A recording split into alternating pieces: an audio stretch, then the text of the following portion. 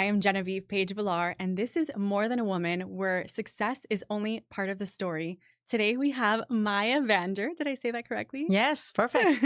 I am so excited to have you here. We've shot some content together before, but you're here on my show now, and I just want to get my audience a little, familiar with who is Maya. Thank you so much for having Yeah. me, and good to see you. And who is Maya?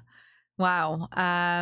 Maya is a real estate agent, Okay. a mom, a wife, and not from the US originally. I moved here 23 years ago. I actually live down the street from the studio, so it's not too far. Okay. I love Miami. I moved here 9 years ago. Okay. Where were you before Miami? So I moved from Los Angeles. Okay. For some people, they may know me from Selling Sunset, big successful show on Netflix that we start filming. Wow, my son is 7. I was pregnant at the time, so 7 years ago. I filmed 5 seasons, but then we moved to Miami because my husband's got a job here, and here I am. Were you sad to let that part of your life go, filming a Netflix show? And it seems like it could be a lot of fun, but maybe also stressful. Super stressful, especially for me because I was flying back and forth between Miami and LA to do the show. Oh. Because we filmed the pilot for the show when I was in LA, but then the show got selected by Netflix when I was already in Miami. So it was a lot of back and forth. It was a great time, great experience. But I do think that there is a time and place for everything. And after 5 seasons, I was pregnant, third kid. I'm like, okay, I think it's done. It's time to hang the boots. Do you think that that's going to be, let's say you were offered that again here in Miami, would you do it again? 100%. Yeah. 100%. But also, look, I've been doing real estate for 13 years. The business and my business is very important to me because I try to take it to the next level. And so with those shows, they want drama. So you have to really be careful. Yeah, it's a tricky balance. I can see that. How do you think the real estate market, the luxury market that you were in Los Angeles, how does that compare to being in Miami? So when I first moved there, I was like, wow, because in LA I sold minimum like 1.5 million, right? Minimum. That was a teardown in LA at the time, minimum. And then my price point in Miami was dropping because those were all the condos in Brickell for $300,000, $400,000. Talking 9 years ago, Coral Gable homes were like not even $1 million. Maybe the Ponce Davis one were like 3, but Miami had such a nice shift since I moved. I remember when I moved, I was like, Miami is underrated. How come it's so affordable in here for what you get? Like you get an amazing weather all year round, nice lifestyle, vacation feel. Why the prices are so low? And a few years later, I guess people recognize what I did. They caught on. So now Miami is honestly more expensive in some parts than Los Angeles. Yes. Do you feel like some of your clients from California have moved from California Yes. to Miami? They moved. A lot of them moved. They are moving as we speak. I'm dealing with like 3 other clients right now from California. Different reasons, mostly taxes, politics, condition of the city. I think Miami is a great place. I love it. And people always ask me, what do you like more? And then they surprise that I say Miami because then they're like, well, but you guys have the mountains in LA, which, yeah, it's nice. We have the mountains. But I think Miami is just special. I totally agree. But I am biased because I am born and raised in Miami. I'm Cuban, so this is my culture. So, but I always did tell my husband if I had to have a house outside, we have investment properties everywhere. So if I had to choose another state to have an investment property, I love California, but it's true what you're saying, the politics and the certain conditions right now, it's a really tricky environment to be in. So do you do any business with anybody that you used to work with on the show? Yeah, actually me and Jason just did the deal together with one of his clients, another client who moved from California. So I stay in touch with them. It's not like every day, like we don't talk on the phone, but with this day and age with social media, we have Instagram, it's just... Being on the show, do you think that it was mostly for the drama or were deals actually getting done? Deals were getting done, but I will say it started more real estate and it just became more drama. Mm-hmm. And I thought that was the time for me to, okay, maybe it's too much to fly back and forth. And I'm the boring one on the show who doesn't really provide the drama, or at least trying to stay away as much as I could. Yeah. I would say definitely more drama now for sure. So you're a wife, you're a mom, you're in luxury real estate. How do you balance it all? It's difficult. Like today, as you know, it's summer. We're filming here in the summer. Summer camps are over at 3 o'clock. Mm-hmm. Once I have the kids, it's chaos in the house. I have 3 little kids, 7, 6, and 3 years old. I try to look, I have an assistant, I have a marketing person, I have a team, so I can delegate the business and make it more efficient and choose how I spend my time and with which client I spend my time. When you start real estate, you just take everything. And, 13 years in the business, I will take stuff, but I can also say no to things and be more smart about how I dedicate my time. Because at the end of the day, I want to be present in my kids' life. I don't have a nanny, so it's like, Oh, wow. yeah, if they sick from school, then my schedule. Yeah. I'll tell you a funny story. I was doing a closing last week, and it was like last week of school, and I was on my way with a closing beautiful gift basket to my client, and then they called me from school that my son had lice. Yes. So my whole day shifted. So I kept my son in the car. I dropped the closing gift at my client's house. I'm like, oh, congratulations, but my son is in the car, not feeling well. And then I drove him to the lice salon after. And that was my day. The whole day was, and then anyway, it was like mom's life. That is exactly, I relate to that so much because I'm a fashion designer and I also have my luxury consignment store. And I'll have clients that come in for, something custom. And I get a call from school that he has a fever or he doesn't leave the bathroom, that he has a stomach ache. So I understand those struggles. Yeah. And it's so hard. But I feel like because I'm in an industry where a lot of women obviously are going to have kids, and they're very understanding and they end up falling in love with my kids, running around the store, and they entertain them and we make it work. I took my kids to showings, not once and not twice. Trust me. It's less comfortable and convenient, but thankfully, look, real estate, I think it's a very demanding business because people really call you on Sunday at 4:00 when I'm with my kids at the beach, and I always answer my phone. Maybe it's my mistake, but it does give me the flexibility, to drop them off, pick them up from school, and obviously spend time with them. So moving from Los Angeles to Miami, but also your own personal, struggles and everything that you've gone through. How have you been able to, manage? I don't know if you want to talk about a little bit of the personal struggles that you've gone through. And at the same time, wasn't that the time that you were moving from Los Angeles to Miami and having to rebuild your career again, I guess, in the real estate? Yeah, so that's the thing. It's like even we moved here before the show was even anything, and I had to build my business from scratch because I'm new to Miami. I actually knew nobody in Miami, like not even one person. Wow. So to sell homes here, it's all about honestly, not necessarily what you know, it's who you know. Right. You have to really start building up your network, and I think I'm doing it pretty successfully, but obviously there is still a process. It's a lot of marketing spending. People still associate me with selling Sunset and LA and think I'm still in LA for whatever reason. That said, and in the same time, creating a family, going through pregnancy losses. I had a stillbirth while we were filming Selling Sunset. I was 9 months pregnant. 2 weeks before the due date, I lost my baby. I had to deliver. It was the worst time in my life. As I'm having also deals going on. And so it was very, very difficult time. But I'm the person, that's my personality. I just like to stay busy, and maybe it's pushing things away in one hand. Yes, I learned how to grieve, and I went through that, and it was not fun. But I just made it through somehow. Stayed busy with clients and pretend it's not a big deal. But then in my personal home and space, I'm it was a big deal. I lost a child. Right. But somehow I don't know, I just got through it, and now I have my rainbow baby. She's 3 years old, and that really helped me. Oh. And I helped a lot of women too, by the way. Given Selling Sunset, I have a lot of followers on social media, so I chose to share my story. And almost I kind of had no choice but sharing my story because I was on TV and people knew I was pregnant and what happened. So, but at least I encouraged and helped a lot of people going through. And someone messaged me the other day about a stillbirth that she experienced, and then there is not much you can say to someone who go through this, but just be there for them. I agree 100%. And that I had my own miscarriages.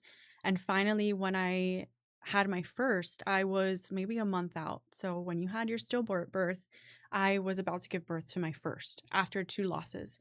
And hearing what happened to you really scared me in that moment when I was pregnant. A lot of women. It scared a lot of women. It scared me a lot, to the point where I started calling like tarot card readers and oh my God, because of how terrified I was with what was going to happen next. And ultimately I ended up having preeclampsia. My son was in NICU for 3 weeks. Oh my God. I had my own trauma, and the same thing, I have deals going on, I have responsibilities, and But going through a stillbirth must have been, I mean, my aunt had a stillbirth, and I can only imagine that kind of pain. And people don't talk about it, by the way. No, It's they almost don't. like, yeah. So, it's really nice that you're able to talk about it now, but I'm sure, that's not something that you could talk about so soon, because losing a child is like, I feel like this is what, I feel like as a woman, this is what you're like almost meant to Right. do. You have your legacy and you're building something, and, losing a child is hard. Yeah, it was a very dark time in my life. It was right before Christmas too, which I love. I mean, yes, I'm Jewish, but I mean, I still celebrate Christmas. Yeah. So Did you had older two when this happened? yeah, so Were they thankfully. aware? Yeah, so Aiden was, Aiden was, I think, 4 years old, and then Elle was 3 or 3 and 2. So somewhat aware. But they didn't know much what's going on. I mean, they were very affectionate and loving, but we didn't say much because I don't think we had to explain a little bit, but I don't think they understood the concept of it. We talk about my son, we mention his name all the time, but I don't think they understand. Right. They don't understand, okay, how come he died in your, in your belly? What happened? Yeah. But he will always be part of our life. And you know what? My goal was not to scare women who are like 9 months pregnant or about to have. No, but it's the reality of life, and everybody has their own story. And, unfortunately, giving birth is a miracle. It is. People don't realize how much of a miracle it is to bring a baby to this world that is healthy. Right. So you have to be grateful for the ones that come out, Oh, 100%. Yeah. I hear stories all the time about, obviously like the childs with, disabilities and problems. It's very difficult to your point. Like, it is a miracle, and I'm very thankful and lucky. It changes your life overnight. Yes. Do you have a different meaning of success after going through something like that? Wow. So it's a very good question, because I always think like, with real estate, oh my gosh, the next deal, the more income. And my mindset is still there, because I always want to do another deal, and I have a good year and I have a goal and I want to have another. And then when I went through the stillbirth, I had like, I think 3 deals going on at the same time. It was like pretty good lucrative income. And I just did not care. I did not care. But because I'm always like, I want to be productive, and my mindset of productivity is like, the more deals, the more successful. But at the end of the day, to your point, it's not important. It's not. It's just not important. It keeps me busy. It keeps me going. And again, I set myself goals, and that's my why in the morning. Mm-hmm. But at the end of the day, going through a trauma, you do put things in perspective. But always put things in perspective in general. That's just my personality. Mm-hmm. I think part of like, doing the show of Selling Sunset, and you see like, the brands, and obviously you're in the fashion and all that, and we all like nice stuff, mm-hmm. but it's not always that important. And I do have nice stuff too, but so everything is in perspective. So what is success? Success is, yes, we have a family, we are lucky. Every morning when I wake up, I'm like, thank you, God. And I'm not even religious. Mm-hmm. Like, thank you, God, for another day. Like, that's just my good morning. Thank you. That's beautiful that you practice that. And I do the same thing. I do a lot of meditating. Me too. I feel like it helps me so Guided much. meditation. Just like, be clear. And I use it to go to sleep also. And I mean, I like money. So, definition of success is, like you said, different perspective. But my husband always tells me, you don't need to work. You choose to work. I don't need to work. And I'm really grateful for that. But just like the name of the show, More Than a Woman, I can't see myself just being mom. Me neither. I can't see myself just being wife. And don't get me wrong, I feel like the title of mom is extremely hard within itself. Stay-at-home moms. Oh, I mean, people that do, I don't know do how you homeschool. do I don't it. know how they do it. I don't know how you do it. My friend is homeschool. I'm like, no, I agree with you. Look, being a mom and being with kids all the time, mm-hmm. good for them. I just can't do it. I don't know if maybe I don't have enough patience. Yeah. So to your point, and with real estate in my business, I do get burned out, because clients are also clients can be draining. I mean, some clients are amazing. Some clients are more emotional. So I do get burned out, and sometimes I go. And I'm like, oh gosh, I need a break. I just want to go take a golf lesson at noon and not checking my phone and emails. I just want to do that. What do you do to relax? So like, for instance, now I had a very good couple of months and busy months, and I kind of like have like quiet, my deals are pending. It's all good. Do I go back and prospect and do cold emails and try to seek for my next pipeline, or do I just take honestly 2-3 weeks to just not do anything, go to the gym? I'm going to go to the gym today at 1, and if there is something urgent, I'll check my phone. Like, right. But it's okay to also take a break. Mm-hmm. But to your point, I couldn't just be a mom. I have to feel like I'm productive somewhat. And that's just my personality. What sign are you? Pisces. Pisces. Okay, I'm a Capricorn. I relate a lot to Capricorns and just people. I don't know what signs are like that, proactive and Yeah, like I the can ambitious relax. characters. I mean, we're going to California for 8 days in the summer. We just decided to take the kids. First time, by the way, on the flight with all of them. That's why we were. Oh wow! Yeah, the first time. I flew with my son to LA all the time, but he was a baby, right? And we never flew with all three in the plane. So I don't know about that. We'll see. We'll see. Let's do another How old show. is the little one now? 3. Okay. So she could be on an iPad, but not really. So we'll see. But even those 8 days, I'm like, okay, can I actually be able to relax? Because I feel like I have a FOMO. I know. I have a FOMO when I'm on vacations. I'm like, I'm missing out on something. I'm missing out on the next deal. But I need to remind myself, relax.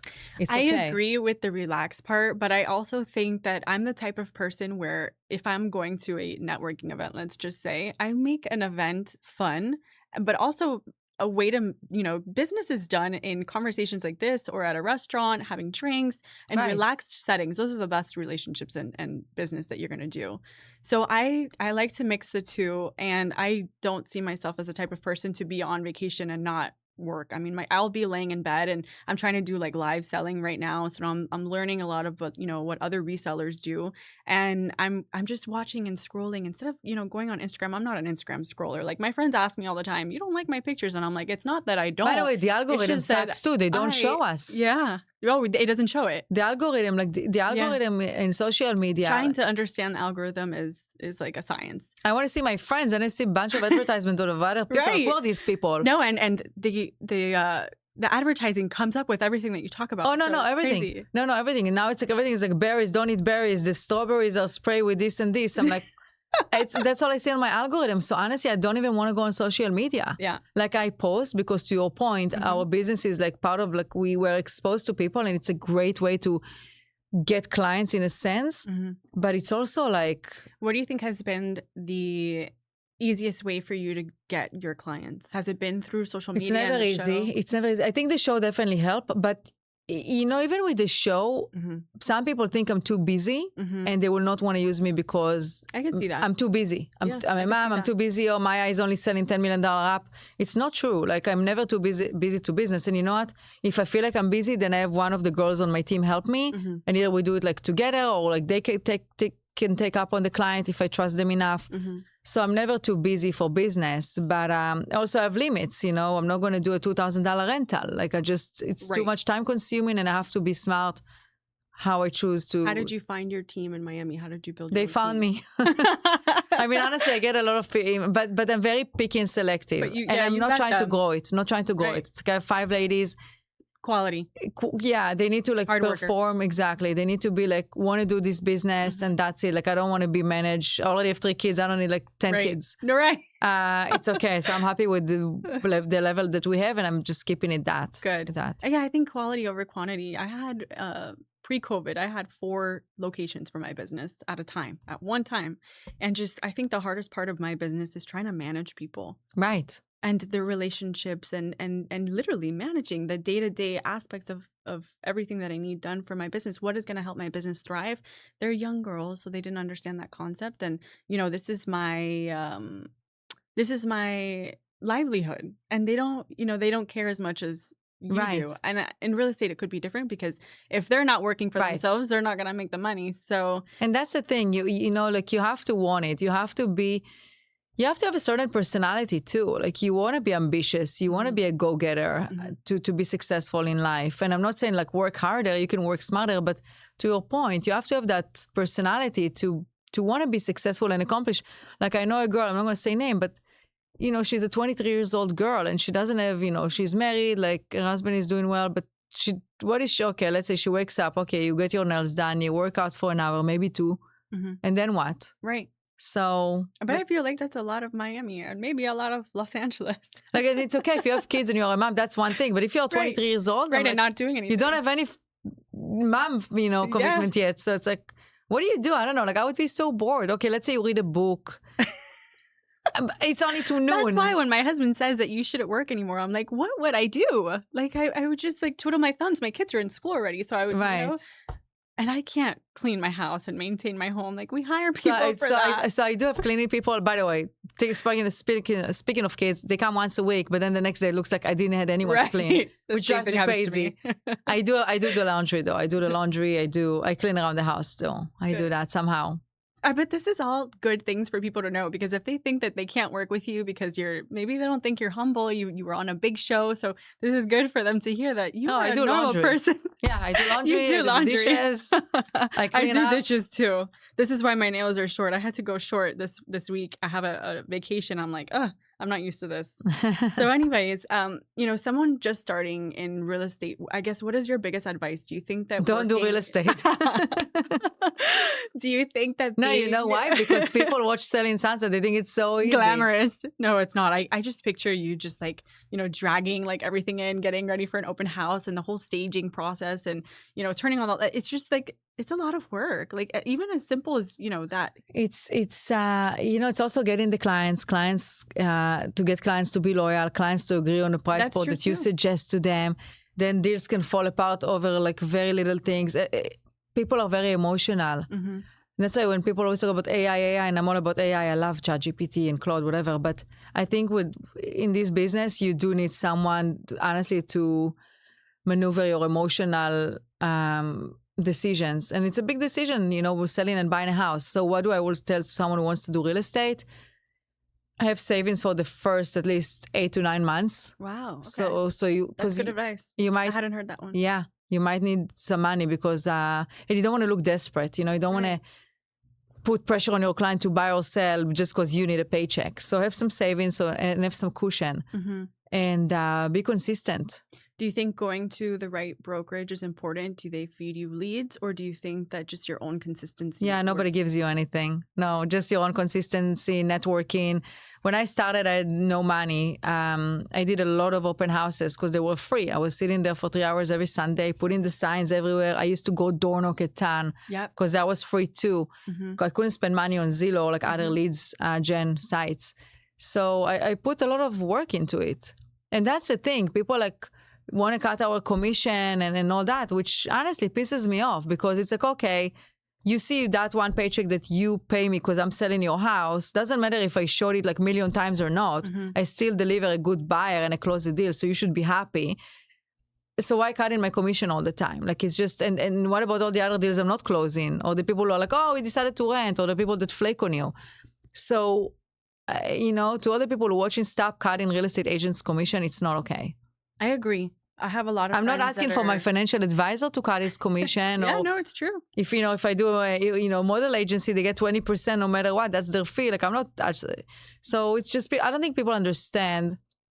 And frankly, maybe because it's part of the business, and maybe some agents are lazy and they don't do the showings and they don't spend money on professional photography and all that or hold open houses.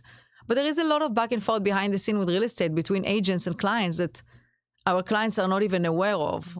So do you think some agents just, based on my own personal experience buying Section 8 homes or, rental properties with my husband, do you think that sometimes some of the deals fall because of not so great representation from the buyer or the seller on the other side? 100%. I think agents have ego, but even like agents, I just got an offer on something that we have listing, and the guy didn't even put a closing date. He messed up the contingency and the financial timing. I'm like, right. How are you even writing offers? So I think we have to have standards, honestly.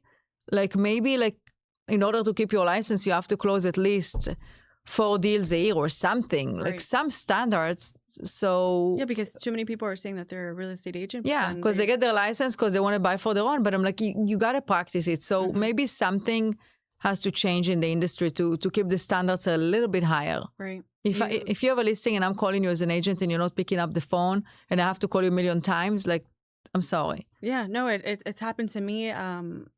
Even just, to help my friends out that are real estate agents, and I don't want to bother them for something that is for myself that I could do quick. I'll call the agent myself and ask about the house.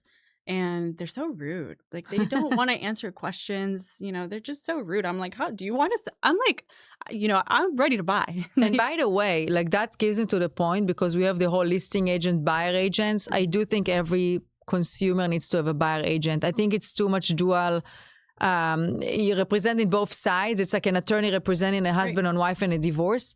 Yes, consumer goes to the listing agent directly because they're thinking they're going to save the commission, whatever, or cut something. But at the end of the day, it's not changing anything. It's either the listing agent is going to get paid more, or like it's not going to change the purchase price. The seller not going to say, "Oh yeah, they represent both sides." I think people have to have their own representation and someone to look up to your because the listing agent might not point out things that your agents on your side will point. So it just gives me back to the old dual agency here also, like double-ending deal. There is a lot of shadiness around it also, which I sent an offer on behalf of my clients, and it was a higher offer than what I saw that it's closed, but then I saw that the agent represented both sides, but mine was like 100-something thousand more. So I'm like, Yeah, I could see that. You know, I think dual agency should be also another subject for maybe eliminate, in my opinion. So going back to, kids and being in business, do you believe that women can truly have it all? No.